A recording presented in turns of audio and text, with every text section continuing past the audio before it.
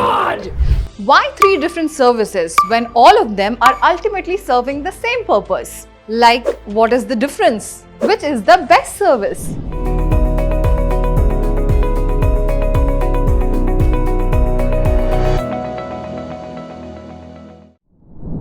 Hi, I am Ria, your host. So, have you also encountered the same problem while picking your option? If yes, then don't worry, because in this video, I will be explaining the basic details of NEFT, RTGS and IMPS, and we will point out the key differences among them, so that next time when you are making a payment, you can pick the right one which suits your preferences. But before moving ahead, make sure you have subscribed to our channel, Freedom Money English channel, and download the Freedom app. First of all, what is NEFT? For those of you who are coming across this word for the very first time, NEFT is an acronym which stands for National Electronic Fund Transfer, which enables bank customers in India to transfer funds between any two NEFT-enabled bank accounts on one-on-one basis. Let me tell you, NEFT transactions are processed in batches, each in half an hour, which means there are 48 batches every day to process the NEFT transaction. Interesting fact, only NEFT transaction can be initiated on all days of the year, including Sundays, bank holidays and government holidays. Earlier, NEFT transactions were processed only on bank working days, but good news is that recently RBI, in one of its curriculum, has stated that NEFT will be available on all days of the year, including holidays. Well, NEFT provides both online and offline facility. You can transfer money online using internet banking or mobile banking system, and you can also transfer the money over the counter at your local bank branch by just filling a form. Now, if you have a question that there is a limit on the amount to be transferred, then listen to me very carefully. There is no such minimum or maximum limit of transfer in case of NEFT. The main and foremost thing to look before making a transaction is to check whether or not your bank has NEFT enabled services under the RBI. Well, most of the public and private sector banks these days provide NEFT services, so you don't have to worry much about them. And lastly, about the charges for the NEFT transaction services. Well, it differs from bank to bank and also depend upon the quantum of money you are transferring.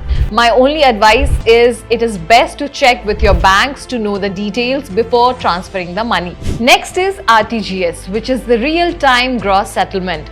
Well, it is a fund transfer system that allows instant transfer of money or security gross settlement, means the transaction is settled on one-on-one basis, and it is not bundled with any other transaction or processed in batches like NEFT. RTGS is widely used by business people to transfer huge sum of money instantly. This mode was primarily brought into existence to facilitate trade and market transaction.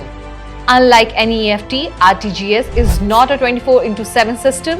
The transaction can be made at any time but is only proceeded on bank working days.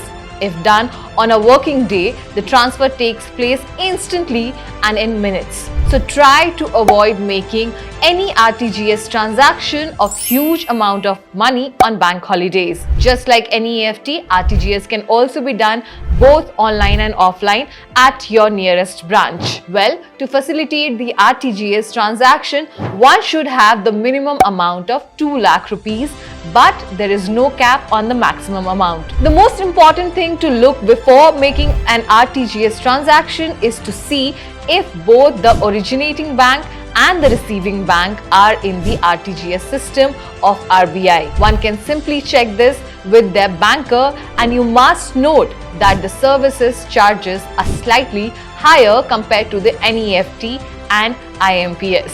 Next up is IMPS. IMPS, which stands for Immediate Payment Service, is an instant interbank electronic fund transfer system. With this, transfer of funds between accounts takes place instantly and on a real-time basis. It is available 24/7, unlike RTGS. You can use IMPS to transfer funds at any time, any day. Adding to this, IMPS is only available online, which means that you have to use internet banking or mobile banking to be able to transfer money through IMPS. Though the transfer is instant here, there is a catch. The maximum amount you can transfer using IMPS is rupees 2 lakh per day with no minimum limit. The service charges for IMPS in most of the cases is similar to that of NEFT. Now that we have understood about each of the three services separately, let's put them all at one place and understand the distinction between them. Let's begin with the settlement type of the transaction. In the NEFT, transfer happens on a halfway basis, whereas in RTGS and IMPS, the transfer takes place at the real-time basis. Next is the service timings. NEFT can be initiated round the year, including bank and government holidays, whereas for RTGS, the transfer can happen only during the bank working days, and for IMPS, it is a 24/7 service. Next is the payment modes.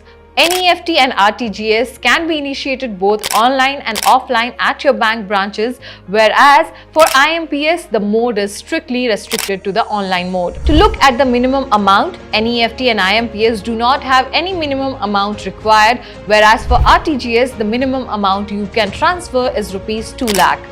The maximum amount that can be transferred by NEFT and RTGS is not restricted to any particular amount, but whereas in the case of IMPS, the maximum amount you can transfer is rupees 2 lakh only. Well, there is no best method one can pick from the above three services, but yes, depending upon your individual requirement, you can choose these services.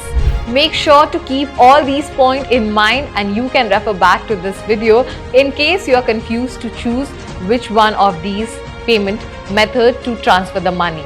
I hope you found this video highly informative. Don't forget to share it with your friends and family who uses these online services to transfer money. Make sure to subscribe to our channel Freedom Money English and download the Freedom app. I am your host Ria. See you in the next video. Bye.